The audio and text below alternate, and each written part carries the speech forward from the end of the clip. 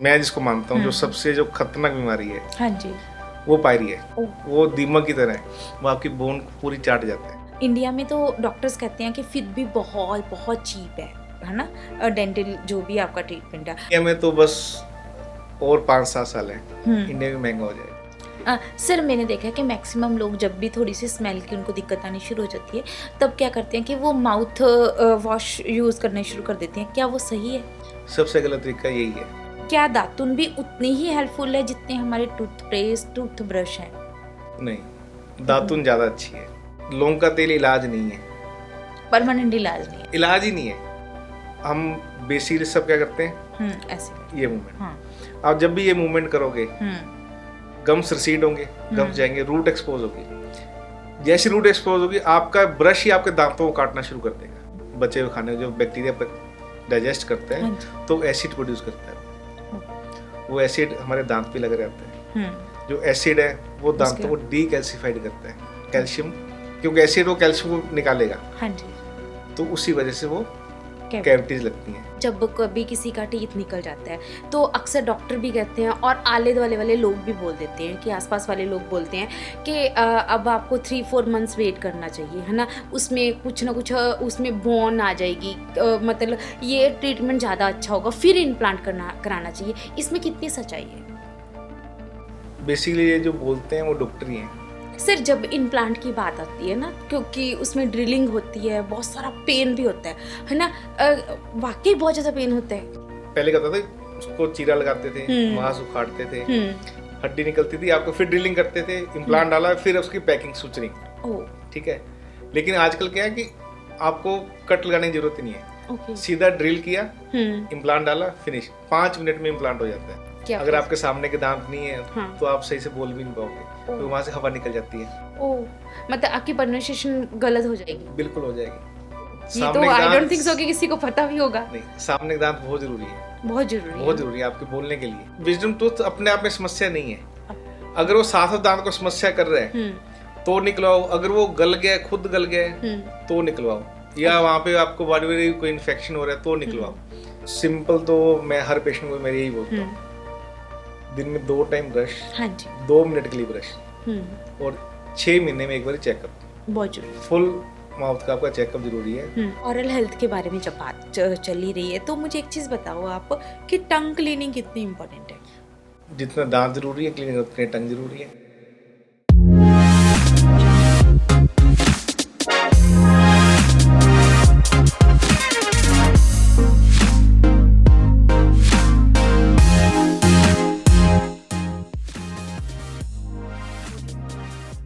नमस्कार दोस्तों, मैं हूं आपकी होस्ट, आपकी दोस्त शालू गुप्ता, लेके आई हूँ पॉडकास्ट विद शालू का एक नया एपिसोड।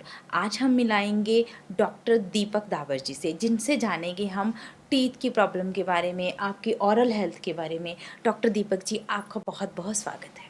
नमस्कार। सर जब डेंटल हेल्थ के बारे में आता है ना, बहुत सारे मिथ हैं डेंटल हेल्थ को लेके। लोगों के बहुत सारे सवाल होते हैं, पर डेंटल के पास इतना टाइम नहीं होता, वो अपने क्लिनिक में इतने बिजी होते हैं। तो आज मैंने सोचा क्यों ना आज आपसे वो सवाल जवाब कर लिए जाए। सर पहले तो हम आपका शुक्रिया करना चाहती हूँ कि आपने हमें अपना कीमती टाइम दिया, उसके लिए बहुत बहुत thank you. Thank you. Sir सबसे पहली बात आती है कि लोगों के आजकल दांत बहुत ख़राब है, तो कहीं ना कहीं दांत खराब की वो जो जिम्मेवारी है वो बोलते हैं जी ये हमारे पापा के ख़राब थी, हमारे दादा के ख़राब थी, ये एक हेरिडिटी प्रॉब्लम है, इसीलिए हमारे दांत खराब हैं। इसमें कितना सच है? एक तो ये बहुत बड़ा मिथ है। दूसरा ये कि अपना जिम्मेवारी से पल्ला झाड़ना। ये कहना बड़ा आसान होता है कि मेरे दांत इससे खराब हैं कि हमारी हेरिडिटी में ऐसा है। हाँ जी। और ऐसा कुछ भी नहीं है। दांतों की हेल्थ का हेरिडिटी से लेना देना कुछ नहीं है। ओह, पर लोगों को फिर भी लगता है ना। हाँ, आपको हेरिडिटी में मिलेगा टीथ के नंबर। ओके। कईयों के 32 होते हैं। हाँ जी। कईयों के 30 होते हैं। अगर मान लो किसी के दांत कम है, ज़्यादा है, आपको वो नंबर हेरिडिटी मिल जाएंगे। ओके। दांतों की शेप हेरिडिटी से मिलेगी। ओके। और आपके दांत ऊंचे हैं, नीचे हैं, ये कॉमन चीज़ है। आपको नंबर्स मिलेंगे, साइज मिलेगा, शेप मिलेगी, और दांत ऊंचे हैं, नीचे हैं, इसके ये आपको हेरिडिटी मिलेगा। जो हेल्थ है, आपको हेल्थ कभी भी हेरिडिटी में नहीं मिलेगी। ओके। और जो हेरिडिटी बोला जाता है उसको हम ये समझ सकते हैं कि एक फैमिली में जो उनका रहन सहन है, हाँ जी। लाइफस्टाइल वो एक जैसा है, तो अगर उनके लाइफस्टाइल एक जैसा है तो इसीलिए उनकी हेल्थ भी आपको एक जैसी मिलेगी। कहीं ना कहीं हमें लगता है कि हेरिडिटली हमें बहुत सारी चीज़ें मिल रही हैं, पर एक्चुअल में आपकी बात मुझे आज बहुत अच्छी लगी। ये बात ना मेरे दिमाग में भी क्लिक करी कि कहीं ना कहीं हम एक ही फैमिली में रहते हैं, एक जैसा खाना पीना वो कहीं ना कहीं इक्वली हमारी हेल्थ पे, हमारी चीज़ों पे असर कर ही रहा आपकी है। हैबिट्स एक जैसी होगी हाँ, फैमिली में, तो तभी आप असर अगर हैबिट्स कैरी करोगे तो हेल्थ भी वैसी कैरी करोगे। Yes, करोगे। बहुत अच्छी बात सर। अब जब टीथ की बात आती है, आपने देखा होगा कि लोगों को गर्म और ठंडा लगने की प्रॉब्लम बहुत बड़ी है, सेंसिटिव हो जाते हैं, लोग कहते हैं हमें गर्म ठंडा लग रहा है ना, बहुत कॉमन प्रॉब्लम है। वो क्या है बेसिकली? पहले तो हमें समझना पड़ेगा कि ठंडा गर्म लगता क्यों है। ठंडा गर्म लगने के बेसिकली दो ही कारण है। हाँ जी। ठीक है, एक तो है कैविटीज और सेकंड है अगर आपकी रूट्स एक्सपोज है। ओके। हमारे जो टूथ है वो दो पार्ट का बना हुआ है, क्राउन एंड रूट। ओके। जो क्राउन है, क्राउन के ऊपर होती है एनेमल की लेयर। हाँ जी। ठीक है, तो आप जो भी देखते हो वो आपका एनेमल है। ठीक है, जो आप वाइट वाइट दिखता है। हाँ जी। तो जो एनेमल है वो हमारी इंसुलेटिंग लेयर है, जिससे हमारे स्वेटर है वो एक इंसुलेटिंग है। ठीक है, जब भी आपके एनेमल में कैविटी लगेगी, वो लेयर टूटेगी तो आपको ठंडा लगना शुरू हो जाएगा। और ये लेयर जितनी आपकी पंचर होती जाएगी उतना आपको ठंडा ज़्यादा लगना शुरू होगा। और विद एज कुछ लोगों के गम्स डाउन चले जाते हैं। ओके। और जैसे ही गम्स डाउन जाते हैं तो अब उनकी रूट एक्सपोज हो जाती है। ओह, उससे भी गर्म ठंडा लगता और जो रूट है वो रूट सेंसिटिव होती है। तो नेचर ने, भगवान ने रूट दी हुई है बोन के अंदर, उसके ऊपर पूरी गम की लेयर होती है। तो जो सेंसिटिव पार्ट है वो आपका हमेशा बोन में और गम में रहता है। और जो क्राउन है, क्राउन के ऊपर भगवान दी हुई लेयर एनेमल की, ओके। वो इंसुलेटिंग लेयर है। आपकी अगर इंसुलेटिंग लेयर टूटे, एनेमल टूटा तो भी आपको ठंडा लगेगा। ओके। अगर आपकी रूट एक्सपोज होगी आपको तो भी ठंडा या गर्म लगेगा। जब गर्म ठंडे की बात हो रही है, मैं अक्सर अपनी नानी से एक बात सुनती थी कि अगर अभी कोई गर्म चीज़ खाई है तो अब ठंडा पानी मत पियो, अगर अभी ठंडा पानी पिए तो गर्म चाय मत पियो या गर्म दूध ना मत पियो, उससे तुम्हारे दांत निकल जाएंगे। ये कितना सच है सर? मिथ है, बुजुर्गों का एक तरीका था समझाने का। हो। ठंडा गर्म अगर हम फ्लक्चुएट करते हैं आपके दांतों पे तो फर्क नहीं आता, हाँ जी। लेकिन आपकी बाकी हेल्थ पे फर्क पड़ता है। ओ, तो कोई चीज़ मनवानी होती है तो उसको डरा के मनवाया जाता था। मनवाया जा सकता है। बहुत अच्छी बात। और दूसरी बात, अब जब दांतों की बात हो रही है तो आजकल ही आप देखते होंगे कि ओरल हेल्थ में अल्सर बहुत कॉमन है, छाले जिसको कहते हैं मुंह के, वो बहुत जल्दी लोगों को हो जाते हैं, बहुत क्विकली भी होते हैं, और सबसे बड़ी बात तो बहुत ज़्यादा कॉमन है वो ना, बहुत पेनफुल होते हैं। उसके लिए क्या किया जा सकता है? अल्सर के बेसिकली दो ही कारण है। एक तो है कि अगर आपका पेट साफ नहीं होता, कॉन्स्टिपेशन रहेगी, तो भी आपको उसका असर आपके मुंह में दिखेगा, अल्सर्स होंगे। सेकंड, अगर आप टेंशन लेते हो, स्ट्रेस लेते हो, वो भी आपके मुंह में दिखेगी, तो उससे अल्सर होगा। और तीसरा कारण मैकेनिकल, अगर आपके कोई चीज़ शार्प चुभ रही है मुंह के अंदर, आपका दांत कोई शार्प हो गया है, तो वो भी अल्सर करेगा। टीथ की शार्पनेस भी आपको अल्सर देना शुरू कर देती है। आप कोई भी चीज़ इरिटेटिंग है, मान लो आपने कोई दांत लगवाए हुए हैं, हाँ जी। आपने कोई क्राउन लगवाया हुआ है, कोई आप उतारने चढ़ाने वाले दांत पहन रहे हो, अगर वो कहीं भी शार्प है, आपको इरिटेट कर रहा है, तो वो इरिटेट करेगा तो वहाँ पे अल्सर होगा ही होगा। सर एक चीज़ और बताइए कि जब हमारे बुजुर्ग हैं जो, वो नीम की दातुन है ना, या फिर किक्कर दी दातुन, वो दातुन करना पसंद करते थे, क्या दातुन भी उतनी ही हेल्पफुल है जितने हमारे टूथपेस्ट टूथ ब्रश हैं? नहीं, दातुन ज़्यादा अच्छी है। ज़्यादा अच्छी? उल्टा? ज़्यादा अच्छी होती है। ओह, पर आजकल तो हम करते ही लेकिन हैं। दातुन करने के लिए आपको आधा पौना घंटा चाहिए। सुबह वॉक करने जाते थे तो दातुन मुंह में लेके जाते थे। आधा पौना घंटा लगता था, आपका पौना घंटे वॉक हो गई और पौने घंटे में आपके दातुन हो गया। क्योंकि दातुन को पहले चबाना पड़ता है। हाँ जी। चबा के उसका ब्रश बनता है गुद्दा, उससे फिर हम दांत साफ करते हैं उस गुद्दे से। हाँ, जो आपका इतना बड़ा दातुन है, जब आपकी सैर खत्म होती है तो इतना सा रह जाता था। दातुन को चबा चबा के पहले ब्रश बनाना पड़ता है।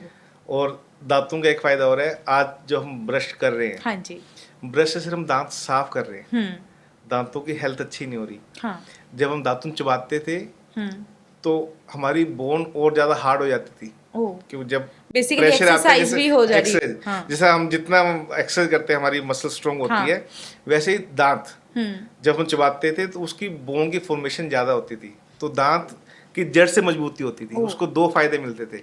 आज के टाइम में ब्रश कर रहे हैं, हाँ जी, ब्रश से हम दांत तो साफ कर रहे हैं, लेकिन दांतों की हेल्थ वो नहीं है। हेल्थ जो हमारे पुराने बुजुर्ग आते हैं दांत निकलवाने के लिए, उनका जब हम दांत निकालते हैं हमारी जान लग जाती है, क्योंकि उनकी बोन में स्ट्रेंथ बहुत है।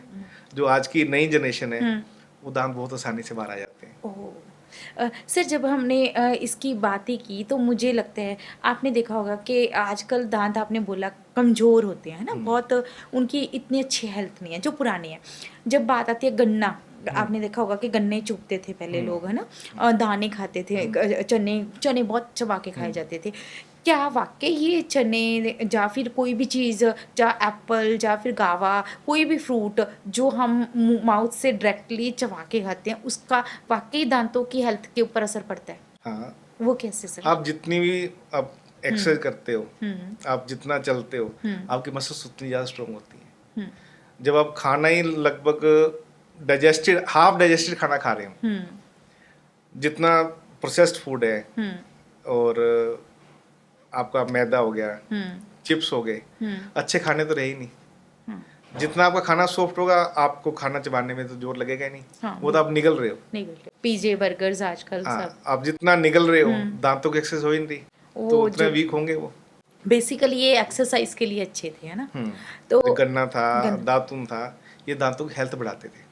सर एक चीज़ और देखी है मैंने अपने हस्बैंड की ही देखी है बहुत बार, उनके मसूड़ों में से बहुत बार खून निकलता है ना, ब्लड आता है, वो क्यों आता है? ये बेसिकली पायरिया की दिक्कत है। ओ, वो क्या होती है सर? पायरिया गम्स की बीमारी है। मतलब हमारे दांतों में जो, मैं जिसको मानता हूँ जो सबसे जो खतरनाक बीमारी है, हाँ जी, वो पायरिया है। ओके, क्योंकि अगर आपको कैविटी होगी तो आपको सिंगल दांत में होगी या ओके, 2 में होगी। जो पायरिया है वो आपकी सारी ओरल हेल्थ को खराब करता है। ओ। वो दीमक की तरह है, वो आपकी बोन को पूरी चाट जाता है। सर जैसे आप पायरिया बता रहे हो है ना कि ये बोन को सारी खा जाता है, ये बहुत ज़्यादा डेंजरस है हेल्थ के लिए, उसका तो कोई इलाज ही नहीं है? ये बहुत बड़ा मिथ है। पायरिया का इलाज है, अगर हम उसको टाइम से डायग्नोज कर लें, आपको टाइम से उसका ट्रीटमेंट मिल जाए। ओ, अगर आपको टाइम से ट्रीटमेंट नहीं मिला तो आपका पायरिया कभी ठीक नहीं होगा। और मेरे लाइफ के एक्सपीरियंस में, मेरे को जितने साल हो गए काम करते हुए, हाँ जी, पायरिया के केस मैंने बिगड़े हुए देखे हैं। वो एंड में ही आते हैं, क्योंकि वो जहाँ भी जाते हैं इलाज के लिए, उन्हें एक चीज बोली जाती है, या तो उनको टेबलेट दे देते हैं, मेडिसिन, एंटीबायोटिक, या उनको माउथ वॉश दे देते हैं। जड़ से इलाज नहीं करते। या फिर नमक, गर्म पानी या नमक के गरारे हाँ, दे हाँ देंगे, जी, और उनको जो सबसे जो सुसाइडल काम है वो उनको दे देते हैं कि आपने सॉफ्ट ब्रश यूज करना है, ओके, कि आपके हाँ, ब्लड नहीं आएगा। जिस दिन पायरिया के पेशेंट ने सॉफ्ट ब्रश अपने हाथ में ले लिया, उसका पायरिया कभी ठीक नहीं होगा। ओ, ये मतलब पायरिया के लिए आपको डॉक्टर के पास जाना होगा, उसका प्रॉपर ट्रीटमेंट। उसका प्रॉपर ट्रीटमेंट लेना, और प्रॉपर ट्रीटमेंट हो सकता है। आपका पायरिया 100% क्योरेबल है, लेकिन अगर आप प्रॉपर knowledge टाइम है। पे लेते हो तो। दांतों में जो ब्लड आता है, हाँ जी, वही पहली शुरुआत है। पायरिया जी। की फर्स्ट स्टेज वहीं से शुरू होती है। होता क्या, जब ब्लड आना शुरू हुआ, हाँ जी, पेशेंट अक्सर ब्रश को सॉफ्ट करना शुरू कर देता है, ओ, ताकि ब्लड ही ना आए। हाँ क्योंकि हार्ड है तो ब्लड आएगा, है हाँ, ना? कि मेरे ब्लड आएगा। और बाय चांस अगर डॉक्टर पास ले जाता है, डॉक्टर भी उसको या तो मेडिसिन दे देगा, हाँ जी, या माउथ वॉश दे देगा, या उसकी स्केलिंग करके भेज देगा, और वो भी उसको बोल देगा सॉफ्ट ब्रश यूज करना है। ओ, और यहाँ से चीजें बिगड़नी शुरू हो जाती हैं, उल्टा खराब होनी शुरू उल्टा खराब होनी शुरू हो जाती है। मेरे पास जो भी पेशेंट आता है कहते ब्लड आता है, मैं बोलता हाँ हूँ जी। 4 दिन 5 दिन दबा के जोर से ब्रश मार। ओ, 4 दिन ब्लड आएगा, 5 दिन, 6ठे दिन ब्लड आना बंद हो जाएगा। कारण? सफाई होगी। अगर आपकी Okay. सफाई नहीं हो रही, आप ब्रश ही और सॉफ्ट करते हाँ। जा रहे हो। अब जहाँ आप क्या मान लो कमरे में जहाँ आपको फूल झाड़ू मारनी है, तिल्ले वाले झाड़ू, वहाँ फूल झाड़ू मारोगे तो वहाँ सफाई नहीं होगी। नहीं होगी। आप जितना सॉफ्ट कर रहे हो, आपका बैक्टीरिया उतना इकट्ठा होता जा रहा है, ओ, और आपकी समस्या बढ़ती जा रही है। और आपने ब्रश बदल लिया, ब्रश सॉफ्ट कर लिया, सॉफ्टली मारना शुरू कर दिया, आपका ब्लड तो नहीं आ रहा, क्योंकि आप ब्लड ना आए आप ये अवॉइड कर रहे हो। आप अवॉइड करोगे ब्लड ना आए, लेकिन आप बीमारी का हल तो नहीं किया। और धीरे धीरे आपकी आदत बन जाती है, 2 साल 4 साल 5 साल, अल्टीमेटली आपकी बोन लॉस बहुत हो जाती है। क्या टूथ की वजह से डायबिटीज हो सकती है? ये भी बहुत बड़ा मिथ है। हाँ जी।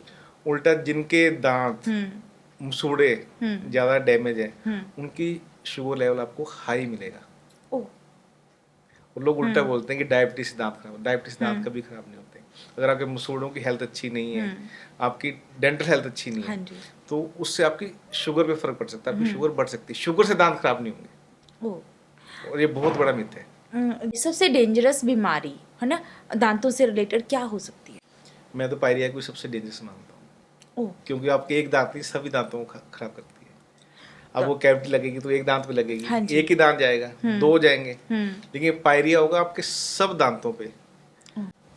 मतलब उसका बोन इलाज लेवल, कराना बहुत हाँ। जरूरी है। मुझे लगता है पायरिया को लोग बहुत बहुत इग्नोर करते हैं। क्योंकि जब किसी को पायरिया होता है लोग यही सोचते हैं कि पायरिया का इलाज ही नहीं है, हम्म। और वो उल्टा वो चक्कर में फंस जाते हैं कि ब्रश सॉफ्ट कर लो, सॉफ्ट ब्रश ले लो, ब्रश सॉफ्टली कर लो। वो उसके कारण उनको पता ही नहीं चलता। उनको पता ही नहीं है, और धीरे धीरे करके वो उस स्टेज तक जब तक जाते हैं डॉक्टर के पास तब तक उनकी बोन लॉस हो चुकी होती है, दांत हिलने शुरू हो चुके होते हैं, और वो उस स्टेज पहुंच जाते हैं जहाँ पे उसका कोई हल है ही नहीं, फिर दांत निकलेंगे और नहीं लगेंगे। जैसे आप क्या स्माइल डिजाइनिंग करते हो? हाँ जी। आपके पास maximum smile designing is a very costly है ना, तो कौन से पेशेंट्स आते हैं? लड़कियां ज़्यादा कोशिश होती हैं, अच्छा। खास करके शादी के आसपास, ऐसा जब क्यों? मैरिज हो। लुक्स का यही फर्क होता है, सबको सुंदर दिखना है, हाँ अच्छा शायद। रिश्ता मिले। हाँ। अच्छा रिश्ते से आता है कहीं ना कहीं सोसाइटी में ये चीज़ तो है कि लड़कियों का सुंदर दिखना बहुत ज़रूरी है। लेकिन ये भी अब चेंज हो गया है, हम्म। आज के टाइम में सबको सुंदर दिखना है। लोग एमएनसी में काम कर रहे हैं, बड़ी बड़ी कंपनी, और लुक्स जो है आपका, पहले हम भी जब हाँ। इंटरव्यू लेते हैं तो लुक्स एक कैटेगरी है, हाँ जी। लुक्स मैटर करते हैं। मैटर करते हैं। कई बार उसके सब चीज़ें सही होती है, लुक्स नहीं होते, तो एंड में शायद हमें वहाँ पे क्रॉस करना पड़ता है। लुक्स बहुत मैटर करते हैं। बहुत मैटर करते हैं। जब लुक्स की बात आती है तो टीथ कितने इम्पोर्टेंट हैं लुक्स में? स्माइल कितनी इम्पोर्टेंट है? टीथ ही इम्पोर्टेंट है, क्योंकि आपने अक्सर देखा होगा, मीम्स भी देखी होंगी कि आपको दो फोटोज दिखाई जाएंगी।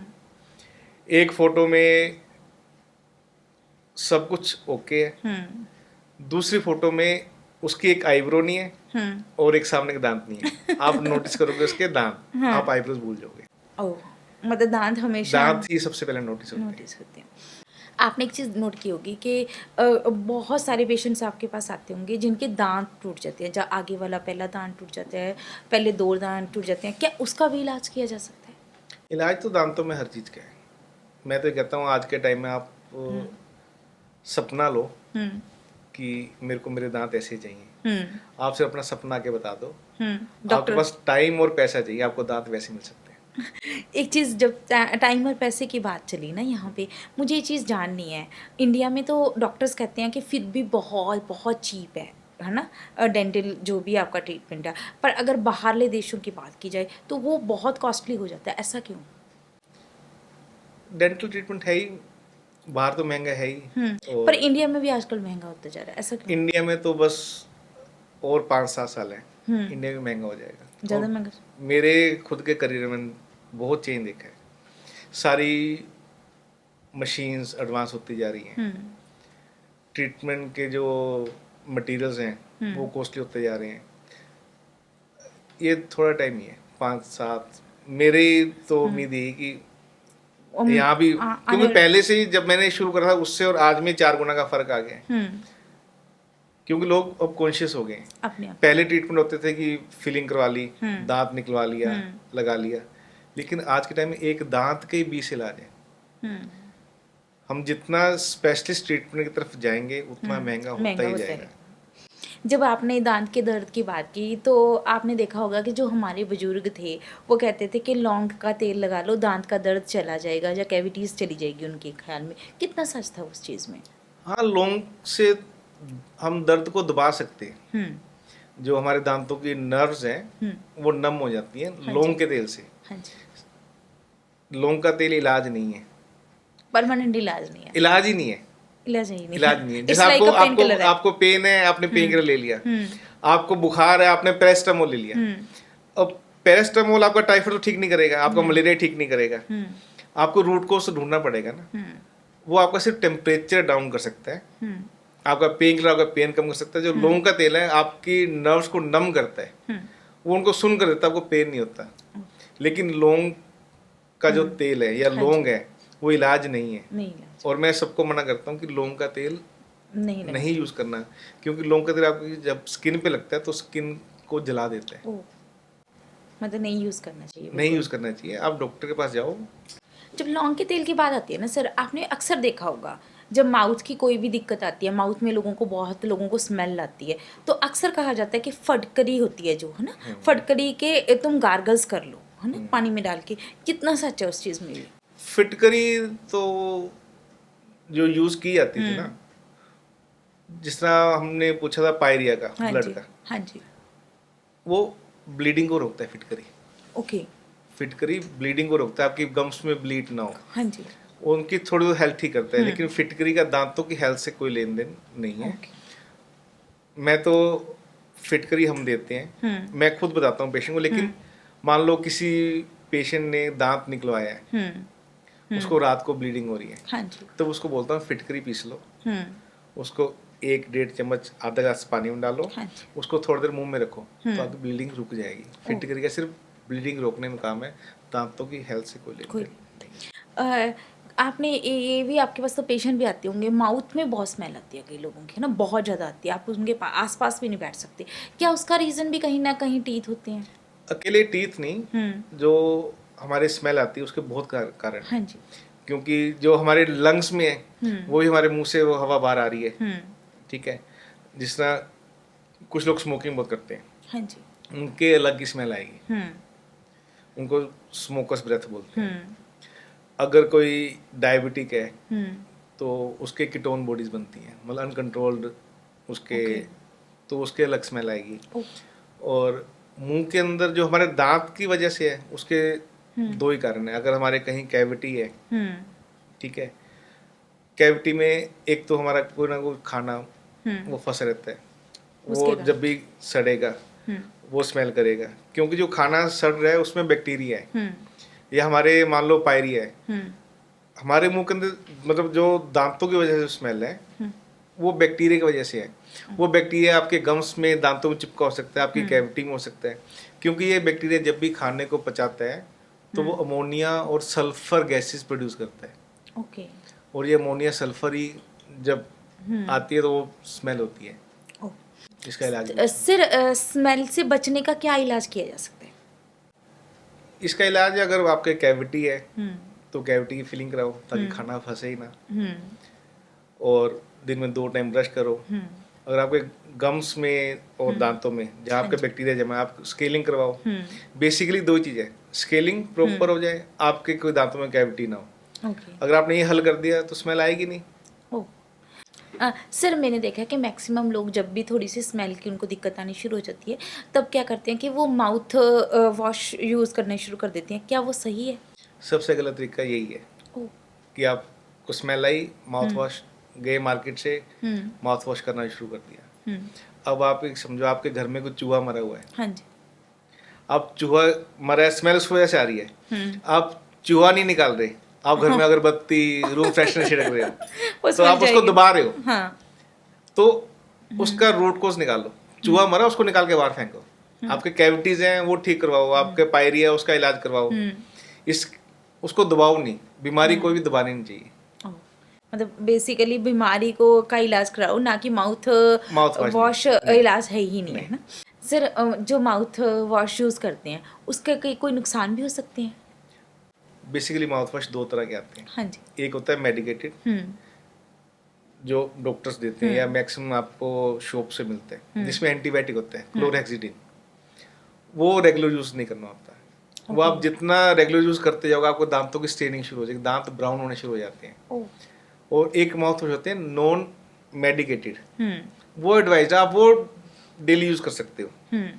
जिस तरह लिस्टिन आता है, प्लाक्स है, ये आपके उस कैटेगरी में आते हैं। और जो एंटीबायोटिक वाला जो आपका माउथ वॉश है वो आपको डेली यूज नहीं करना है। हम भी जब देते हैं पेशेंट को, देते हैं हफ्ते के लिए, 10 दिन के लिए बस। उसको मना करते हैं कि आप इसको रेगुलर यूज नहीं करना, नहीं तो आपके दांतों की स्टेनिंग, दांत ब्राउन होने शुरू हो जाएंगे। ओ सर एक चीज़ और देखिए, जब मेरा आयरन कम हो जाता है तो मैं आयरन के प्रोडक्ट लेने शुरू कर देती हूँ, है ना, जैसे कि कोई टैबलेट्स या फिर बीट रूट वगैरह, है ना, जो भी जिससे आयरन बढ़ सके। पर उससे क्या होता है कि मेरे टीथ के ऊपर ब्लैक कलर के स्टेन्स बनने शुरू हो जाते हैं, वो क्यों होता है?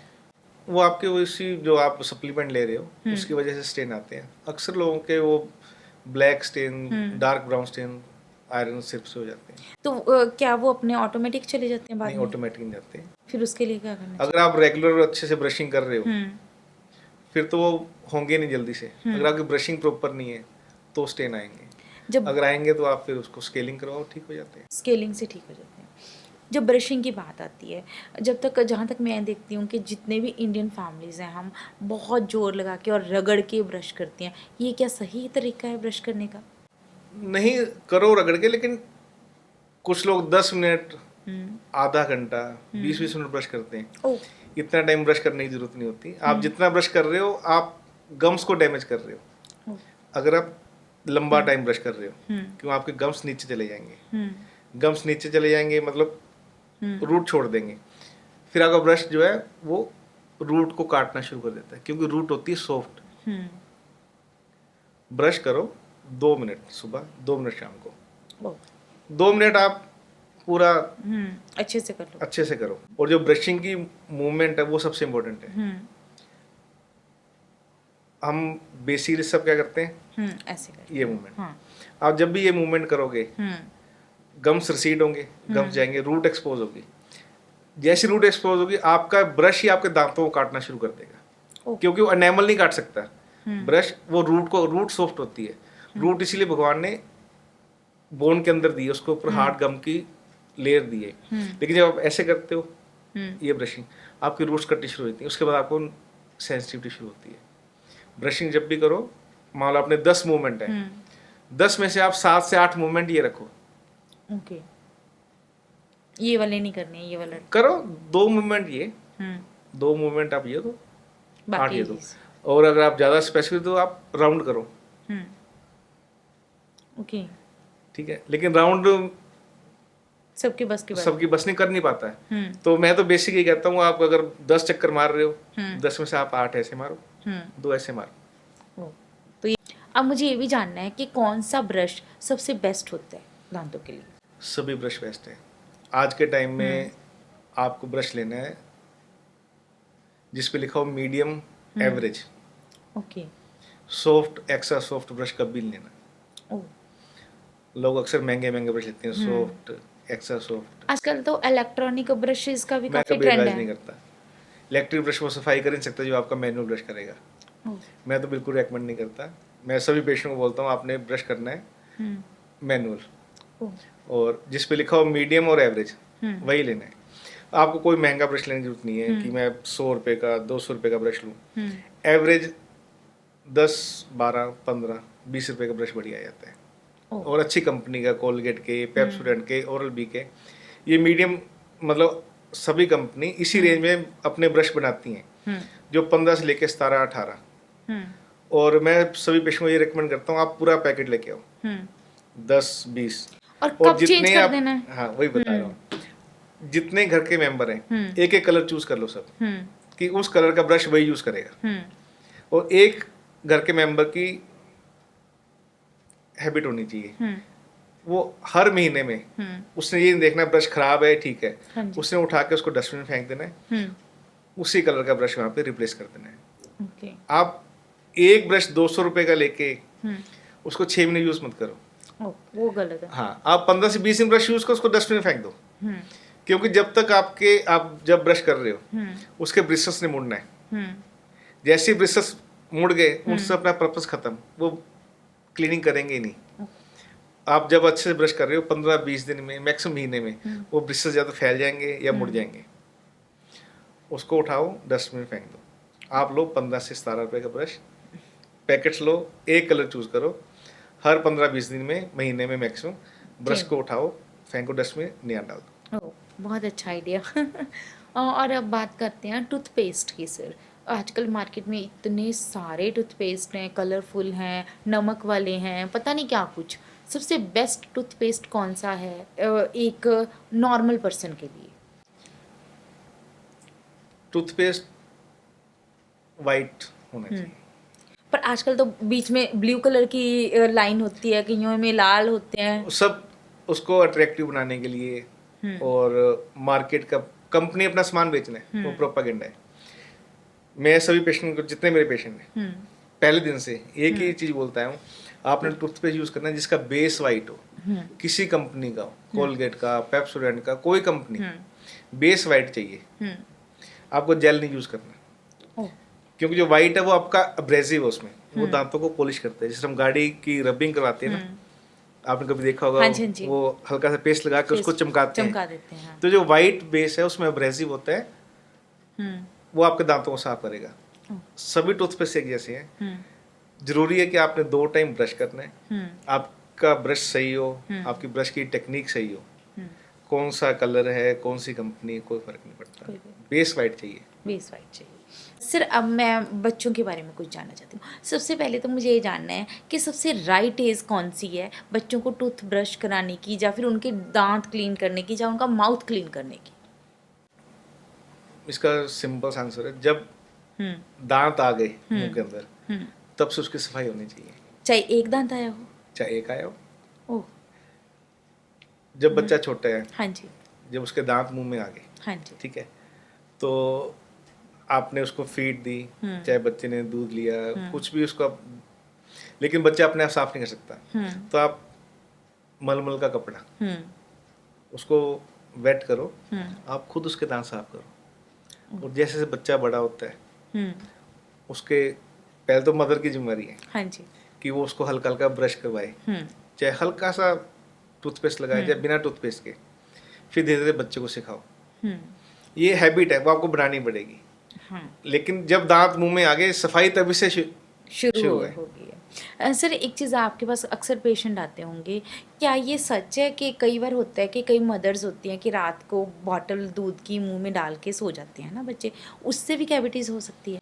उससे सबसे ज़्यादा कैविटीज होती हैं। ओह, इतने छोटे बच्चों को? इसको बोतल कैरीज बोलते हैं। ओके, वो क्यों होता है सर, प्लीज़? जितना टाइम हम्म, जो दूध है हाँ जी, दांतों से कांटेक्ट में रहेगा, उतना ही टाइम वो डैमेज करता रहेगा। ओके, अब वो होता क्या कि बच्चा रो रहा है, सो नहीं रहा, ठीक है, या तंग कर रहे हैं, तो बहुत आसान है, उसके मुंह में बोतल दे दो, वो पड़ा रहेगा। लेकिन वो सबसे ज़्यादा खतरनाक है। ओह, इसका मतलब बिल्कुल भी नहीं ऐसे करना नहीं, ये करना ही नहीं चाहिए, ये गलत भी है ना? ये गलत है। सर एक चीज़, कैविटीज़ हो जाती है 6 मंथ के बच्चों को, बहुत जल्दी कैविटीज़ हो जाती है, उसका रीज़न क्या रहता है? पहले तो मुझे समझना पड़ेगा कैविटीज होती क्यों है। हमारा जो भी खाना है, हाँ जी, वो दांतों पे चिपका रह जाता है, ठीक है, और जो खाना चिपका रह गया, हाँ जी, उसको जो हमारे मुंह के अंदर जो बैक्टीरिया है वो पचाना शुरू कर देता है। जब वो खाने को, बचे हुए खाने को जो बैक्टीरिया डाइजेस्ट करता है, हाँ तो एसिड प्रोड्यूस करता है। वो एसिड हमारे दांत पे लगा रहता है। जो एसिड है वो दांतों को डीकैल्सिफाइड करता है, कैल्शियम, क्योंकि एसिड वो कैल्शियम को निकालेगा, हाँ जी, तो उसी वजह से वो कैविटीज लगती हैं। आपका खाना जितना चिपका रहेगा, जितना टाइम चिपका रहेगा, वो उतना डैमेज कर रहा है। और जब भी आपने खाना दिया, हाँ जी, मतलब बैक्टीरिया को खाना दिया, आपने जो भी खाना खाया, आपने 1 चम्मच चाय पी, हाँ जी, चाहे आपने कुछ भी थोड़ा भी लिया, वो आपके दांतों में जो बैक्टीरिया है वो उसके लिए फुल डाइट है। और जो एक डाइट है वो लगभग 1.5 घंटे की डैमेज करती है। मान लो जो आपने एक मील लिया, हाँ, जो भी आपने मील लिया, वो बैक्टीरिया के लिए वो 1.5 घंटे की मील है। वो 1.5 घंटा वो उस खाने को पचाएगा, एसिड निकालता रहेगा, 1.5 घंटे के बाद वो न्यूट्रलाइज हो जाएगा, मतलब जो उसने काम करना था कर दिया। और जितनी आपकी फ्रिक्वेंसी बढ़ेगी खाना खाने की, आजकल क्या है कि सारा दिन मुंह चलता रहता है, ये भी बात है, हम रेस्ट दे नहीं रहे दांत को। आपने कुछ खाया, आपने 1.5 घंटे बाद फिर कुछ खा लिया, 2 घंटे फिर मुंह में कुछ डाल लिया, तो आप वो साइकिल तोड़ ही नहीं रहे हो। डाइट जो मील है वो आपकी 3 ही होनी चाहिए। आपकी जितनी मील्स कम होंगी, जितनी फ्रिक्वेंसी कम होगी, उतने आपके साइकिल टूटेंगे। अगर आप साइकिल डैमेज का टूटने नहीं दे रहे, आपकी डैमेज उतनी ज़्यादा होगी। और बच्चों में यही कारण है कि कैविटीज होने। हाँ, क्यों कभी चिप्स है, कभी कुरकुरे है, कभी कैंडीज है, वो साइकिल टूटता ही नहीं बच्चे का। उसके वो कारण बैक्टीरिया 24 घंटे इसको डैमेज करता रहता है। जब हम ना बच्चों की बात करते हैं, आपने देखा होगा आपके पास पेशेंट आते भी होंगे, कुछ बच्चों के जो मिल्क टीथ होते हैं या फिर उनको मिल्क टीथ बहुत अच्छे आते हैं पर परमानेंट टीथ आते हैं तो वो टेढ़े बिंगे आ जाते हैं जो अच्छे नहीं आते, उस वो क्या कारण रहता है? देखो, नेचर ने हम्म हर जगह सिस्टम बनाया है। हम्म जो मिल्क टीथ है हाँ जी। वो टूटेंगे, हम्म फिर परमानेंट आएंगे। हम्म ठीक है। अब मिल्क टूथ का जो है टूटने का एक टाइम है। हम्म हर एक दांत का एक टूटने का एक अलग अलग टाइम है। वो दांत उसी टाइम पे टूटना चाहिए। ओके। और जो परमानेंट दांत आने हैं, टूथ आने हैं, वो भी उसी टाइम पे आने हैं। हम्म अगर वो आपस में मिसमैच है, हम्म मान लो कोई आपका दांत है वो 10 साल की एज में मिल्क टूथ टूटना है, हम्म और उसकी जगह जो नया दांत है 10 साल की एज में आना है। हाँ जी। लेकिन 10 साल वाला आपका वो बच्चे का दांत 5 साल में ही खराब हो गया, डैमेज हो गया, आपको निकालना पड़ गया, तो 5 साल का गैप आ गया। ओ जो नया दांत है वो 5 साल के बाद आना है। ओ वो स्पेस जो है तब तक वो क्लोज हो जाता है 5 साल में। उसमें फिर भी जब वो दिक्कत। हाँ वो स्पेस क्लोज हो गया तो जो नया दांत है उसको जगह नहीं मिलेगी। हाँ। फिर वो अंदर निकलेगा, बाहर निकलेगा या घूम के निकलेगा, तभी वो दांत टेढ़ा मेढ़ा हो जाता है। ओ तो जो भी दूध के दांत है, जब उसका टाइम है नेचर के टाइम के हिसाब से, वो तभी निकलना चाहिए, टूटना चाहिए। और नया दांत जब आना है वो उसी टाइम पे आना चाहिए। सर आपने देखा होगा कि आजकल बहुत कॉमन हो गया है कि दांत जब आते हैं नए तो वो बहुत टेढ़े बिंगे आते हैं, ऐसा क्यों होता है? बेसिकली 3 ही कारण है इसके। एक तो है बच्चों की हैबिट्स। हाँ कई जी। लोगों की बच्चे थंब सकिंग करते हैं। ओ ठीक है। हाँ, बहुत सारे बच्चे। और कुछ बच्चे रात को मुंह खोल के सोते हैं। हम्म और जो दूध के दांत निकलने और परमानेंट दांत आने, उनके टाइम की मैचिंग नहीं है। दूध दांत पहले गिर के, परमानेंट दांत 4 साल 5 साल के बाद उसका आने का टाइम है, उसमें मिसमैच है, तभी दांत टेढ़े मेढ़े आएंगे। और तीसरा काम जो कारण है वो है हेरिडिटी। जिस तरह दांत ऊंचे नीचे, और जोज किसी को कहते हैं दांत ऊंचे होते हैं, ये आपको हेरिडिटी में मिलते हैं। ओ फिर इनसे बचा कैसे जा सकते हैं? अगर तो आपके बच्चे में कोई हैबिट है, हाँ जी। जिस तरह थंब सकिंग है या फिर मुंह खोल के सोने सो में। रहा है, अगर हैबिट है तो हैबिट ब्रेकिंग अप्लायंस आते हैं, वो आपको डेंटिस्ट दे देगा बना के। या थंब सकिंग तो हमारे बुजुर्ग भी करते रहे, उसके हाँ जी।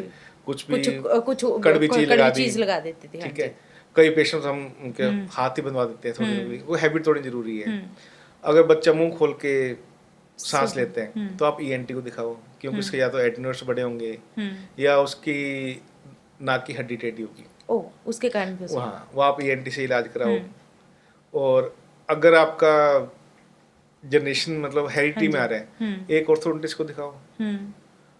हम उसको बढ़ने से रोक सकते हैं कि पूरा फुल फ्लेज ना हो, हम उसको टाइमली ट्रीटमेंट देना शुरू कर सकते हैं। अगर बढ़ गया है तो वो भी ऑर्थोडोंटिस्ट ठीक कर सकता है। सर अब बात करते हैं हम इम्प्लांट के बारे में, जो कि बहुत ज़्यादा फेमस ट्रीटमेंट में से आता है। पहले तो मैं जानना चाहूँगी बेसिकली इम्प्लांट होता क्या है? इम्प्लांट एक मेटल रूट है, जिस तरह हमारे भगवान ने दान दिए ना, हाँ जी। रूट जो बोन में है, ऊपर उसके भगवान ने क्राउन दिया हुआ। हाँ जी। इस तरह जो इम्प्लांट है वो मेटल की रूट है, जो ओके। जहाँ से दांत निकल जाता है वहाँ हम आर्टिफिशियली डालते हैं, उसको इम्प्लांट बोला जाता है। जैसे इम्प्लांट, क्राउन, ब्रिज, ये सब एक जैसे हैं कि क्या है ये? नहीं, सब चीज़ें अलग अलग हैं। मुझे प्लीज एक्सप्लेन करोगे? क्राउन तो सिंगल पीस को हम क्राउन बोलते हैं। मान लो आपका हाँ कोई जी। दांत है, हाँ उसकी जी। चाहे आरसीटी हुई है, उसके ऊपर हम जो कैप लगाते हैं ना, कैप को बोलते हैं क्राउन। हाँ जी। ठीक है। अगर मल्टीपल क्राउन्स हुए, मतलब 3 है 4 है, वो सब जुड़े हुए हैं, तो हम उसको ब्रिज बोलते हैं। ओके। ठीक है। मान लो आपके 2 दांत निकले हुए हैं, हाँ जी। ठीक है, आपको ये दांत रिप्लेसमेंट चाहिए, एक क्राउन इस पे लगा, एक क्राउन इस पे लगा, और 2 क्राउन के साथ हमने 2 क्राउन जोड़ दिए, तो ये इसको ब्रिज बोल दिया। हाँ जी। ठीक है। और चाहे आपके 4 हम्म क्राउन्स हैं अलग हाँ जी। अलग, अगर हमने इसको जॉइंट कर दिया तो इसको भी ब्रिज बोला जाएगा। ठीक है। और जो नीचे स्पोर्ट है, हाँ जी। वो चाहे आपकी इम्प्लांट की हो, मान लो यहाँ 2 आपके ओरिजिनल दांत नहीं, आपके 2 इम्प्लांट हैं, उसके ऊपर हमने 4 दांत दे दिए, वो भी ब्रिज बोला जाएगा। मतलब मल्टीपल क्राउन जब जुड़ते हैं उसको ब्रिज बोलते हैं। सिंगल जो कैपिंग है उसको हम क्राउन बोलते हैं। तो अगर जब डॉक्टर के पास जाते हैं, इम्प्लांट हो गया, ब्रिज हो गया, क्राउन हो गया, क्या ये डॉक्टर डिसाइड करता है या पेशेंट ने भी डिसाइड करना होता है इसमें? नहीं, डॉक्टर उसको ट्रीटमेंट प्लान देते हैं कि हाँ जी। आपका यहाँ ब्रिज भी हो सकता है, आपका इम्प्लांट भी हो सकता है।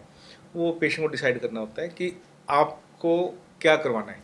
और जब हम बात करते हैं तीनों की, इम्प्लांट, ब्रिज और क्राउन की, सबसे बेस्ट कौन सा रहता है वैसे? बेस्ट तो इम्प्लांट है। बेस्ट इम्प्लांट है। हाँ, क्योंकि इम्प्लांट जो है वो लाइफ टाइम के लिए है। ब्रिज की जो लाइफ है वो लाइफ टाइम नहीं है। ओह, मतलब इम्प्लांट ज़्यादा बेटर है ना? इम्प्लांट। एक चीज़ और बताइए सर, जब कभी किसी का टीथ निकल जाता है तो अक्सर डॉक्टर भी कहते हैं और आले दुआले वाले लोग भी बोल देते हैं कि आसपास वाले लोग बोलते हैं कि अब आपको 3-4 मंथ्स वेट करना चाहिए, है ना? उसमें कुछ ना कुछ उसमें बोन आ जाएगी, मतलब ये ट्रीटमेंट ज़्यादा अच्छा होगा, फिर इम्प्लांट कराना चाहिए। इसमें कितनी सच्चाई है?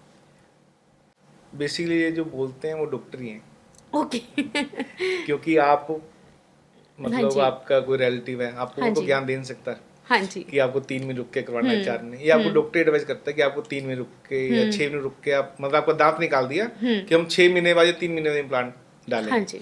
उनका लॉजिक होता है कि 3 महीने में बोन बन जाएगी या 6 महीने में बोन बन जाएगी, हम फिर इम्प्लांट करेंगे। हाँ जी। लेकिन ये सबसे गलत है। क्यों?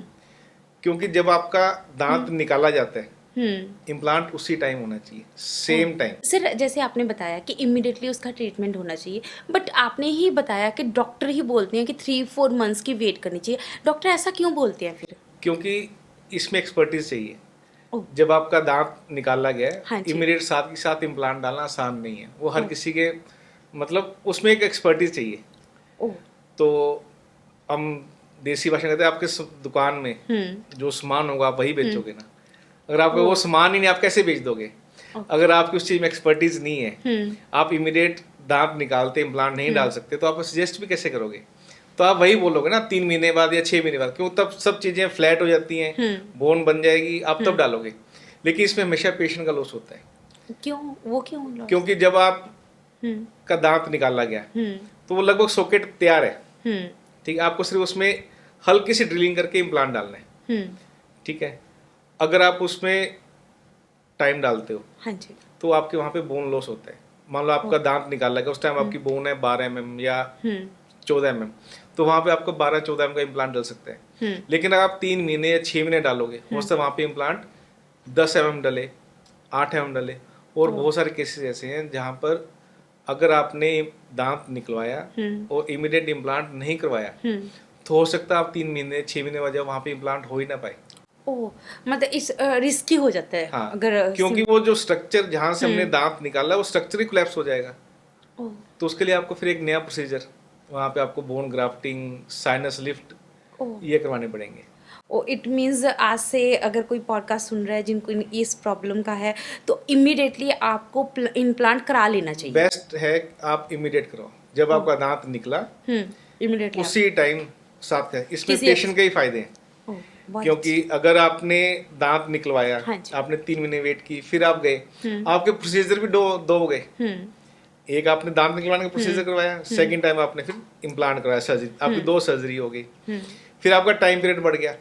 आप पहले दांत निकलवाया, 3 महीने वेट की, फिर आपने इम्प्लांट करवाया, फिर आपने 3 महीने बाद दांत लगा, आपका 6 महीने से 8 महीने अगर आपने दांत निकलवाया साथ साथ इम्प्लांट करवाया, आपका प्रोसीजर भी सिंपल, एक प्रोसीजर में आपके दोनों काम हो गए, और 3 महीने में आपका दांत लग जाएगा। सर, जब इम्प्लांट की बात आती है ना, क्योंकि उसमें ड्रिलिंग होती है, बहुत सारा पेन भी होता है ना? वाकई बहुत ज़्यादा पेन होता है? नहीं, तो क्या होता है, क्या होता है वो? आजकल तो वैसे ही जो नई टेक्निक है वो no cut, no flap, no suture की है। ओह। आपका मतलब पहले क्या होता था, उसको चीरा लगाते थे, मांस उखाड़ते थे, हड्डी निकलती थी, आपको फिर ड्रिलिंग करते थे, इम्प्लांट डाला, फिर उसकी पैकिंग, सुचरिंग, ठीक है। लेकिन आजकल क्या है कि आपको कट लगाने की जरूरत ही नहीं है, सीधा ड्रिल किया, इम्प्लांट डाला, फिनिश, 5 मिनट में इम्प्लांट हो जाता है। और आपका सर्जिकल प्रोसीजर जितना छोटा होगा, मतलब टाइम जितना टाइम कम लगेगा, जितना आपका सर्जिकल एरिया कम होगा, वो उतना ही कम पेनफुल होता है। और मेरे क्लिनिक तो मैं वैसे भी सिर्फ 5 पेन किलर देता हूँ पेशेंट को, एक जिस दिन प्रोसीजर किया तब की, एक रात की, और नेक्स्ट उसको जरूरत नहीं पड़ती। बहुत अच्छी बात है। तो इट मीन्स आपके पास पेशेंट्स को आना चाहिए जिन्होंने इम्प्लांट कराना है, हाँ जी। क्योंकि पेनलेस होगा, ये बिल्कुल बिल्कुल पेनलेस और पेनलेस होगा। 5 मिनट में। सर एक चीज़, जब पेनलेस की बात आती है ना, तो जब इम्प्लांट वगैरह कराना होता है तो अक्सर कभी भी कोई भी सर्जरी होती है तो उसमें एक चीज़ का ख्याल रखा जाता है कि पेशेंट को बीपी की कोई इशू ना हो, ब्लड प्रेशर का कोई इशू ना हो, पेशेंट डायबिटिक ना हो। ये कितना सच है? जो बीपी की बात है, हाँ जी। अगर तो हम उसको कर रहे हैं नो कट, नो फ्लैप के हाँ प्रोसीजर जी। से, तो बीपी का कोई दिक्कत नहीं है, क्योंकि हमने ड्रिलिंग की, हम्म। वहीं पे हमने इम्प्लांट्स को प्लग कर दिया। हाँ जी। ठीक है। और अगर हमारा सर्जिकल प्रोसीजर बड़ा है, हाँ जी। फिर उसका बीपी कंट्रोल होना जरूरी है। बहुत ज़रूरी है। हाँ। और डायबिटीज़ का तो कोई लेन देन नहीं है इम्प्लांट से। अगर आपका सर्जिकल प्रोसीजर बड़ा है, जो एडवांस इम्प्लांट हो लीजिए, मतलब आप अंदर जीए कर रहे हैं, या जहाँ पे कट है, बहुत बड़े कट लग रहे हैं, टांके लगने हैं, वहाँ डायबिटीज कंट्रोल होनी जरूरी है। जरूर। सर जब इम्प्लांट की बात हो रही है तो पहले तो मैं ये जानना चाहूँगी इम्प्लांट के बारे में कि ये किस एज तक इम्प्लांट हो सकता है? इम्प्लांट के लिए एज तो जरूरी नहीं है, एज किसी एज में करवा सकते हो आप। हम्म। इम्प्लांट के लिए तो बेसिकली बोन चाहिए आपको, एक तो दांत मिसिंग है, आपको वहाँ दांत चाहिए। हम्म। अगर आपको दांत लगवाना है इम्प्लांट से, तो इम्प्लांट के लिए बोन चाहिए। आपकी एज चाहे 100 है चाहे 110 है, कोई अगर आपका, हाँ, आपको बोन है तो इम्प्लांट हो जाएगा। तो एज फैक्टर नहीं है, आप किसी भी एज में इम्प्लांट करवा सकते हो। सर जब इम्प्लांट किस मटेरियल का सबसे बेस्ट होता है? इम्प्लांट बनता ही एक ही मटेरियल का है, वो है ओ, टाइटेनियम। ओके। उसमें 2 तरह का होता है, ग्रेड 4, ग्रेड 5, वो टेक्निकल चीज़ें हैं, लेकिन इम्प्लांट सभी बाय डिफॉल्ट बनते हैं टाइटेनियम के। सर इम्प्लांट की लाइफ कितनी होती है? इम्प्लांट लाइफ टाइम के लिए होते हैं। मेरा खुद का एक्सपीरियंस है, मेरे खुद के पेशेंट, उनको डाले हुए 18 साल हो गए, अभी तक चल रहे हैं। और मैं तो ये बोलता हूँ इम्प्लांट लाइफ टाइम के लिए है। और 15 साल की तो मैं गारंटी देता हूँ पेशेंट को, कि 15 साल तक अगर मेरा लगाया इम्प्लांट कुछ भी होता है तो मैं फ्री ऑफ कॉस्ट उसको रिप्लेस करूँगा। मतलब इम्प्लांट काफ़ी लंबे टाइम तक मेरी सोच तो मैं जिसको भी बोलता हूँ और जो अभी तक देखा है, इम्प्लांट लाइफ टाइम के लिए, मतलब इम्प्लांट नहीं जाते। बेसिकली इम्प्लांट कराना बहुत ही ज़्यादा मुझे लगता है कि बहुत सही है, मतलब आपका फैसला बहुत सही होता है हाँ, उसमें। आपको मिसिंग टूथ, आपको रिप्लेसमेंट है, उसके 2 ही ऑप्शन होते थे। हम्म। या तो वहाँ पे आप रिमूवेबल लगाओ, उतारने चढ़ाने वाला दांत, या फिक्स लगाओ। फिक्स के लिए 2 ऑप्शन है, या तो आप अगले पिछले 2 दांत घिसाओ, हाँ जी। फिर ब्रिज करवाओ, या फिर जो आपका एक दांत निकला, आप सिर्फ वहीं पे एक इम्प्लांट कराओ, वहाँ पे दांत लगवा लो। बस यही, फिर इम्प्लांट मेरे ख्याल में ज़्यादा बेटर हुआ इस हिसाब से, इम्प्लांट तो बेस्ट है। ना? क्या इम्प्लांट करते वक्त कभी इन्फेक्शन भी हो सकता है? इम्प्लांट करते हुए इन्फेक्शन नहीं होता है। मेरा तो आज तक का यही एक्सपीरियंस है, इम्प्लांट करते हुए कोई इन्फेक्शन नहीं होता, कोई मतलब उसके बाद 2-4 दिन बाद वो पेशेंट नॉर्मल हो जाता है? हाँ, मेरे तो जितने पेशेंट थे उनको, मेरे तो वैसे जो टेक्निक है वो काफ़ी आ, बिना कट वाली है। तो मैं पेशेंट बोलता हूँ आप करवा के गए हो, जाके शाम को खाना खाओ, कोई परहेज नहीं देता मैं तो। जब आपने खाने की बात की ना, तो मेरे दिमाग में एक बात आती है, जब भी हम टूथ निकलवाते हैं या फिर इम्प्लांट कराते हैं, रूट कनाल कराते हैं, या फिर कुछ और टीथ का कोई भी ट्रीटमेंट कराते हैं, तो डॉक्टर अक्सर बोलते हैं कि अब हार्ड चीज़ नहीं खानी है, सॉफ्ट खाना है, गर्म खाना है या ठंडा खाना है। वो क्या होता है? केस टू केस वेरी करता है। हाँ जी, बताइए प्लीज़ अगर सर। आपका कोई सर्जिकल काम हुआ है, हाँ जी। तो उसको उस दिन के लिए ठंडा ही एडवाइस होता है, आप ठंडा खाओ, नरम खाओ। अगर आपका रूट कनाल ट्रीटमेंट हुआ है, तो हम एडवाइस करते हैं जब तक आपका कैप नहीं हो जाता, हाँ जी। तब तक आप उस साइड से पहली बात तो खाओ ना। अगर खाना पड़ रहा है तो सिर्फ सॉफ्ट लो, ये ना हो कि कैप लगने के टाइम से पहले आपको दांत ही टूट जाए। ओह। हमारे बहुत पेशेंट हैं, उनको मना करते हैं कि आप जब तक कैप नहीं लगता अपने इधर से सख्त चीज़ नहीं खानी, सख्त चीज़ नहीं खानी। हाँ जी। लेकिन पेशेंट भूल जाते हैं और बाइट करते हैं, और कैप लगने से पहले दांत ही टूट चुका होता है, तो वो निकालना पड़ता है। ओहो, मतलब बेसिकली साथ साथ में आपको खाने पीने का ध्यान रखना भी उतना जरूरी है। हाँ, केस ट्रीटमेंट पर डिपेंड करता है हम ट्रीटमेंट क्या दे रहे हैं। सर जब हमने इम्प्लांट की बात की, इसी में मैं एक चीज़ और भी लेना चाहूँगी अब। कई कई बार होता है जो बुजुर्गों का पूरे माउथ में टीथ चले जाते हैं, तो पूरा डेंचर लगाना पड़ता है ना। कुछ लोग परमानेंट लगाते हैं, कुछ लोग टेम्परेरी लगाते हैं। सबसे पहले तो मुझे ये जानना है कि परमानेंट ज़्यादा बेटर होता है कि टेम्परेरी ज़्यादा बेटर होता है? परमानेंट ही बढ़िया होता है, फिक्स, उसमें आपका खाने का स्वाद आता है आपको। जो डेंचर जो उतारने चढ़ाने वाला होता है, उसमें खाने का मज़ा नहीं आता। ओह। उसमें समस्या है, दिन में आपको जब भी खाना खाना है उतार के साफ करना है। फिक्स में तो जैसे आपके नेचुरल दांत है वैसे ही वो काम करता है। हाँ, खाना मतलब खाओ, फिक्स ब्रश जगह करो। हाँ जी। तो ये बहुत कामयाब है क्योंकि फिक्स तो अभी आया, क्योंकि जो टेम्परेरी वाला था वो तो बहुत पुराना टेक्निक है, पर जो फिक्स वाला है वो रिसेंट आई है, तो वो ज़्यादा फिक्स बेटर है। है तो पहले से, लेकिन ट्रेंड में अभी आया है। हाँ पहले जी। ट्रीटमेंट महंगा बहुत होता था। ओह। इम्प्लांट तो मान के चलो इंडिया में 90 से चल रहे हैं। हाँ जी। तब महंगे बहुत होते थे, एक एक इम्प्लांट 1-1 लाख का डलता था, 80,000 का। हम्म अब थोड़े इकोनॉमिकल हो गए हैं हम्म और अवेयरनेस ज़्यादा आ गई है ट्रेंड में, तो आजकल लोग यही लगवा रहे हैं। जब हम डेंचर की बात कर रहे हैं, है ना, मतलब इसको परमानेंट या फिर टेम्परेरी की बात चल रही है, तो क्या सिर्फ आपके खाने के स्वाद के लिए लगवाना चाहिए या फिर और भी बहुत सारे बेनिफिट्स हैं इसके? दांत तो बेसिकली 2 काम करते हैं, हाँ जी। खाने का हम्म और आपका एस्थेटिक, हम्म आप देखने में ठीक लगे। ओके। जिस तरह आपकी जाड़े हैं, हाँ जी। उनका काम तो खाने का है। हाँ जी। जो सामने के दांत है वो 2 काम करते हैं, हाँ जी। एक तो आपके एस्थेटिक हो गए, हम्म लुक्स के लिए, हम्म दूसरा आपके बोलने के लिए। हम्म क्या अगर फिर? आपके सामने के दांत नहीं है हाँ। तो आप सही से बोल भी नहीं पाओगे, ओ। क्योंकि वहां से हवा निकल जाती है। ओ, मतलब आपकी प्रोनाउंसिएशन गलत हो जाएगी। बिल्कुल हो जाएगी। ओ, ये तो सामने के आई डोंट दांत थिंक सो कि किसी को पता भी होगा। नहीं, सामने के दांत बहुत जरूरी है। बहुत जरूरी बहुत है। जरूरी है आपके बोलने के लिए, ओ, ब्यूटी के लिए भी और बोलने ब्यूटी के के लिए। लिए, बोलने के लिए।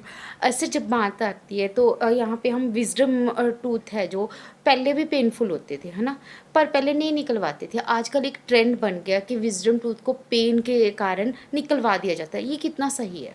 पेन की वजह से तो निकालना ही पड़ता है, हम्म लेकिन विजडम टूथ बिना पेन के भी लोग निकलवा रहे हैं। क्यों?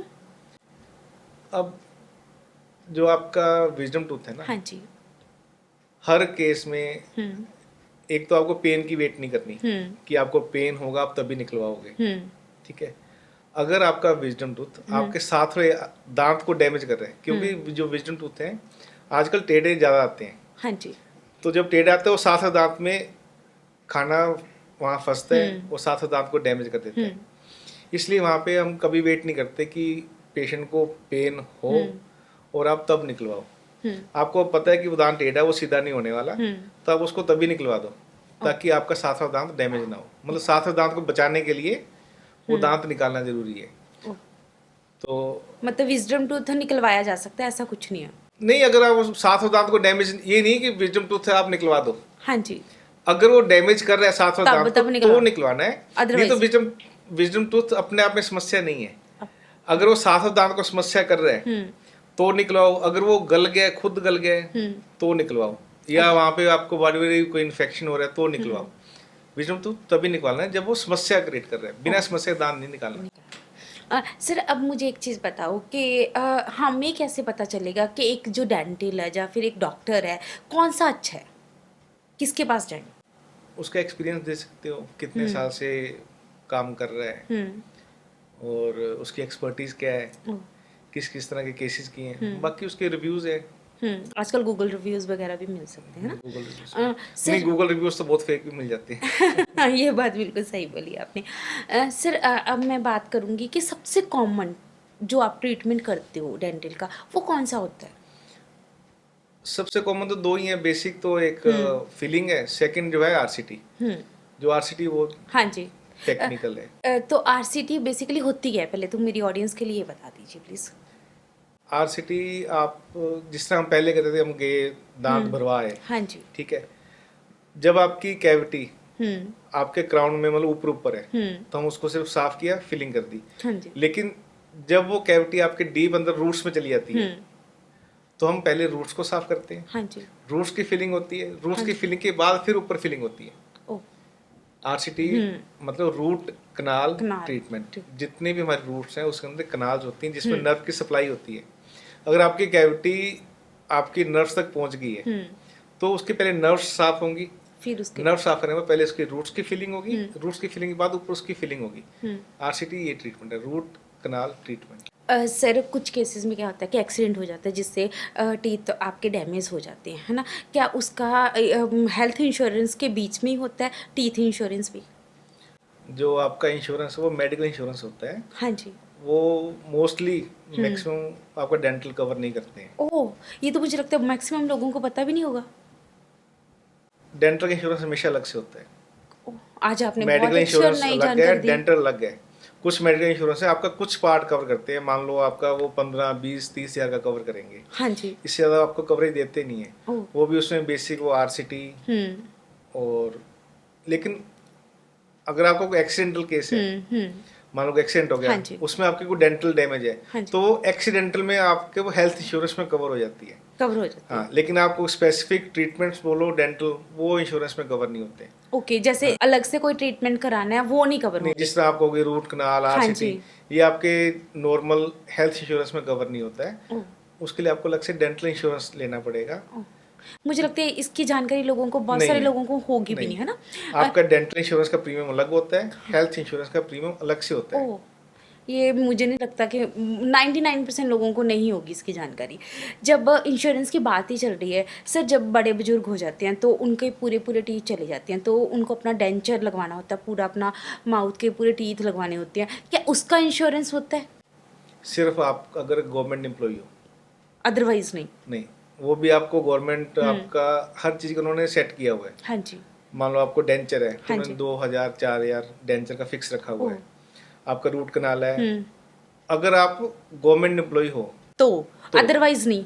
अदरवाइज नहीं। चाहे आपके पास हेल्थ इंश्योरेंस भी है नहीं, तो फिर क्या हम डेंटल के लिए अलग से इंश्योरेंस बाय करना पड़ेगा हमें?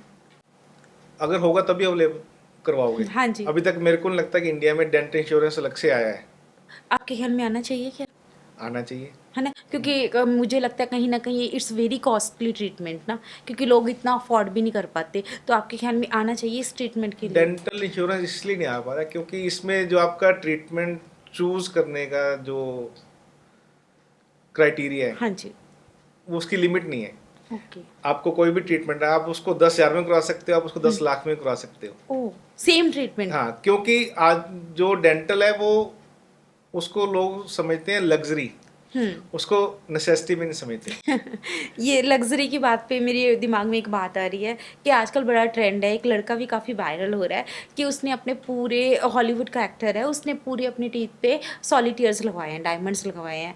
क्या वो सेफ होते हैं? जैसे कि आजकल काफ़ी ट्रेंड में है ना डायमंड टूथ या फिर डायमंड ज्वेलरी, क्या ये हेल्दी होती है दांतों इसका के लिए? हेल्थ से कोई लेन देन नहीं, आप लगवा सकते हो, चाहे गोल्ड लगवाओ, ओह। डायमंड लगवाओ। उसके उससे कोई फर्क नहीं पड़ता? क्या टीथ से रिलेटेड कैंसर होता है? टूथ से कैंसर नहीं होता, लेकिन अगर आपके टूथ में कोई इन्फेक्शन है लंबे टाइम से हाँ जी। और वो अननोटिस्ड है, आपने उसको ट्रीटमेंट नहीं लिया, उससे पहले सिस्ट बनेगी, वो कैंसर में कन्वर्ट हो सकती है। ओह, मतलब उसका ट्रीटमेंट भी उतना ही जरूरी है जो जरूरी है। इन्फेक्शन हाँ, कर रहा अगर है आपको प्रोलॉन्ग्ड इन्फेक्शन है दांत में, तो वो कैंसर में बदल जाता है। सर, जब हम टीथ की बात करते हैं, जो टीथ में पेन होता है, तब कहा जाता है कि सर दर्द होना शुरू हो जाता है ना, कानों में, गले में दर्द होना शुरू हो जाता है, वो क्यों होता है? जो हमारी कान को जो नस सप्लाई करती हाँ है, जी। जो हमारे फोरहेड को, हेड को, वही जो नर्व है हमारी दांतों को सप्लाई करती है। इस तरह ये 5 नर्व हैं, हाँ जी। ठीक है, ये पांचों एक में मिलती है। ये आपके जोस को सप्लाई कर रही है, ये आपको फोरहेड को, ये ईयर को। तो इसमें कोई भी आपकी दिक्कत होगी, मान लो आपको दांत में दिक्कत हाँ है, जी। तो ये पूरे नर्व जिसको सप्लाई करिए आपके सभी में दर्द जाएगा, क्योंकि नर्व को नहीं पता दर्द कहाँ से आ रहा है, उसके लिए सब एक जैसे है। अगर आपके ईयर में दर्द होगा तो आपके दांतों में दर्द भी होगा। तो ये कॉमन है, एक नर्व कॉमन है जो 5 जगह सप्लाई कर रही है, तो उसमें कोई एक चीज दुखेगी, उसका दर्द पांचों में ही जाएगा। जब दर्द की बात हो रही है, समटाइम्स क्या होता है, बुजुर्ग होते हैं घर में, है ना, बच्चे होते हैं, उनको रात को बहुत ज़्यादा तेज़ पेन होना शुरू हो जाता है, उस टाइम कोई डेंटल भी नहीं हमारे पास होता, तो उस टाइम क्या ट्रीटमेंट करना चाहिए हमें? मोस्टली अगर रात को पेन होगा तो वो दांत रूट कनाल की तरफ ही जा रहा होगा, अगर सीवियर पेन होगा तो। हाँ जी।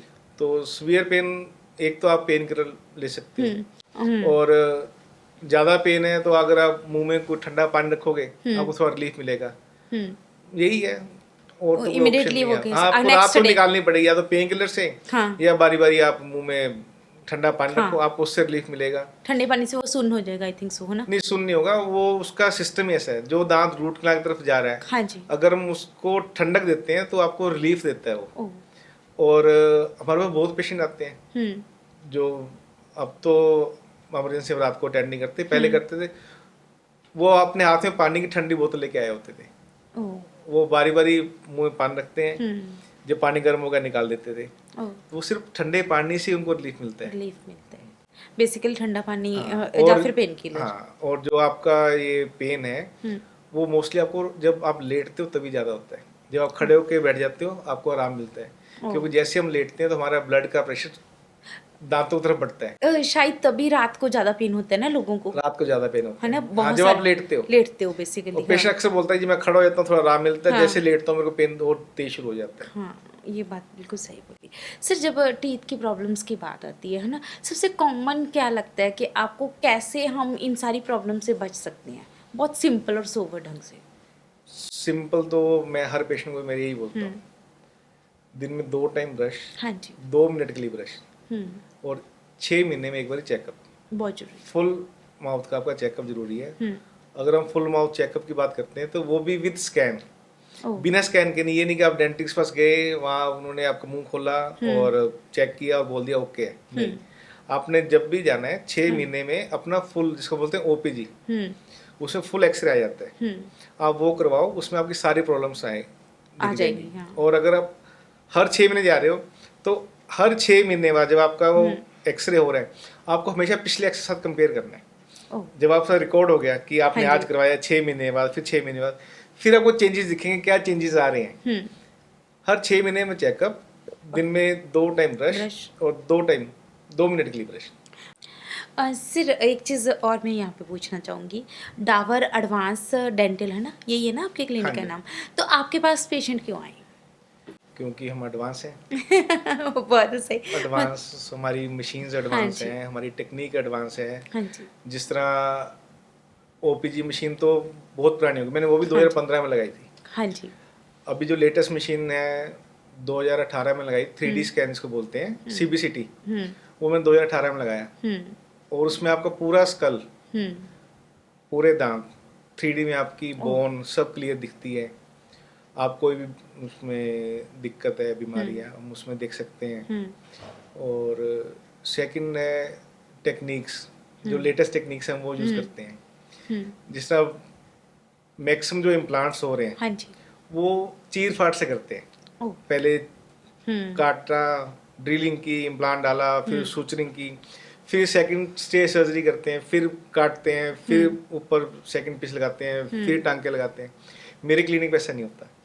हमारी एडवांस टेक्निक है और मैं लंबे टाइम से यही टेक्निक यूज़ कर रहा हूँ। इसमें हम कोई कट नहीं लगाते, कोई फ्लैप नहीं उठाते, कोई सूचर नहीं। पेशेंट आया, ड्रिल किया, इम्प्लांट डाला, पेशेंट 5 मिनट में फारिग। और इसमें पेशेंट को पेन भी नहीं होता। सबसे बड़ी बात पेनलेस ट्रीटमेंट। पेनलेस, यही पेनलेस है। आपकी टेक्निक, आप टेक्निक का यूज कर रहे हो। हाँ जी।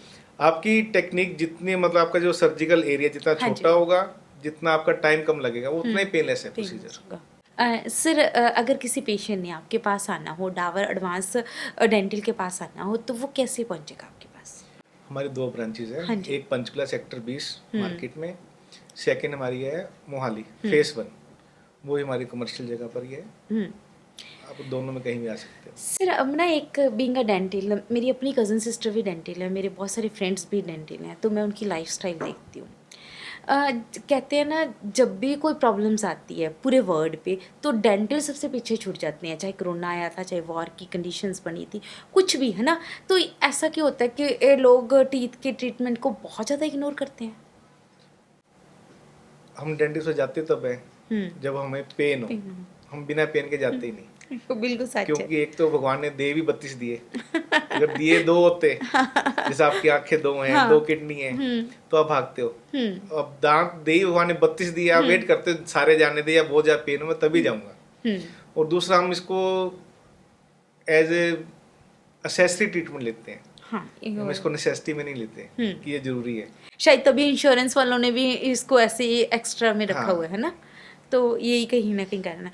बीइंग अ डेंटल, है ना, बीइंग अ डॉक्टर, मैं एक चीज़ जानना चाहूँगी। मैक्सिमम पेशेंट्स के आता भी होगा दिमाग में, जब आप माउथ खुलवाते हो, आप पूरा ट्रीटमेंट कर रहे होते हो, तो समटाइम स्मेल भी आ रही होती है ना, समटाइम आपको अच्छा भी नहीं फील हो रहा होता, तो उस टाइम क्या सोच रहे होते हो बीइंग अ डॉक्टर?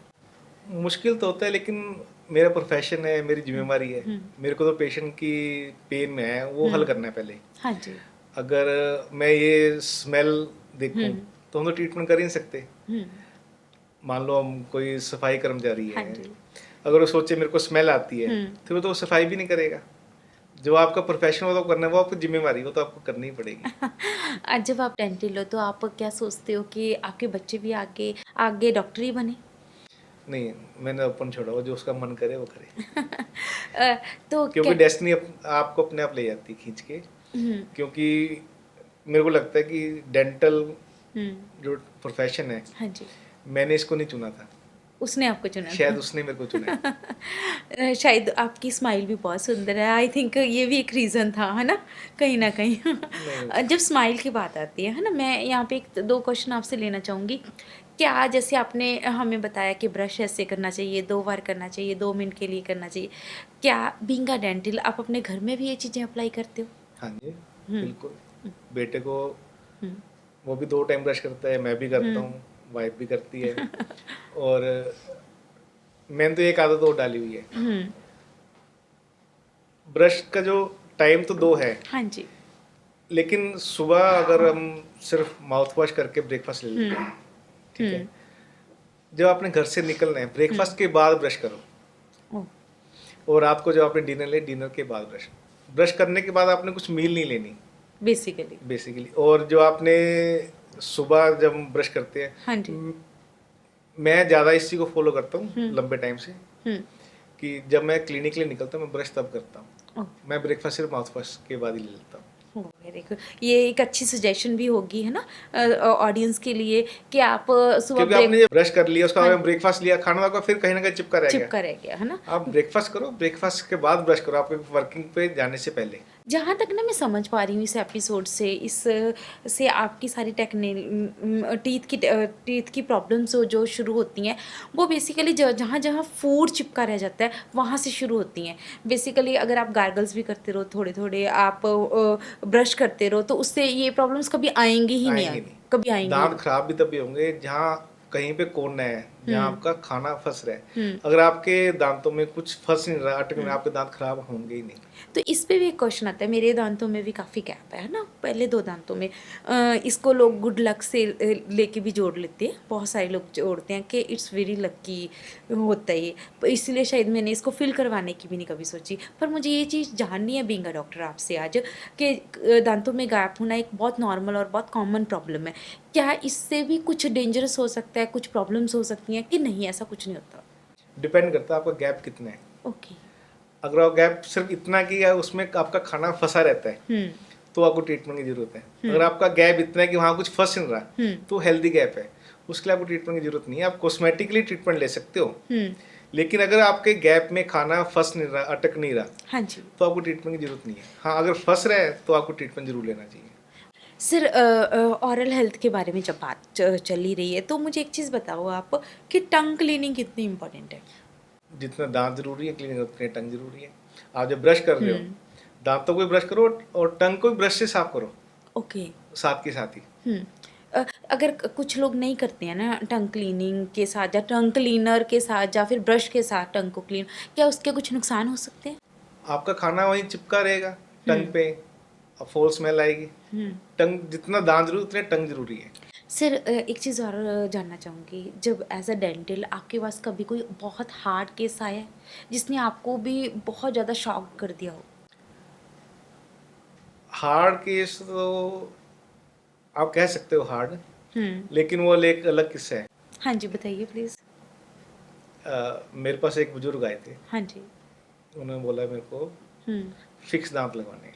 हाँ जी। तो मैं वो बात नहीं लगा देंगे। हम्म। उनकी एज काफ़ी लग रही थी मेरे को। हम्म। तो ये बात है लगभग 2009 की। हाँ जी। तो मैंने उनका नीचे का डेंचर तो फिक्स कर दिया, हाँ जी। ऊपर मैंने उनको दे दिया रिमूवेबल, हम्म। ताकि उनका खाना चल जाए। हम्म। क्योंकि उनका एक ही सपना था, कहते मेरे पास ज़मीन जायदाद बहुत है, और मेरे को जाने से पहले ना मुर्गा खा के जाना है। ओह। हाँ। तो मैंने कोई बात नहीं, मुर्गा तो खा लोगे, खिला हाँ। देंगे। तो उनका तो नीचे का मैंने डेंचर फिक्स कर दिया, और ऊपर का मैंने उनको फिक्स जैसे डेंचर दे दिया, तो उनका खाना पीना चालू हो गया। हाँ जी। तो शायद महीना नहीं बीता, वो 15-20 दिन में वापस आ गए मेरे पास। अच्छा। और मुझे कहते कि मेरे ना ऊपर का ही फिक्स कर दे। मतलब मेरे को मजा नहीं आ रहा, हाँ। भाई नीचे का तूने फिक्स कर दिया, ऊपर का मेरे को फिक्स दे दे। मैंने को मना किया कि ऊपर का आपका फिक्स नहीं हो सकता, वहाँ बोन बहुत कम है। तो कहते नहीं मेरे को फिक्स चाहिए। चलो मैंने तो भेज दिया, वैसे आप चले जाओ।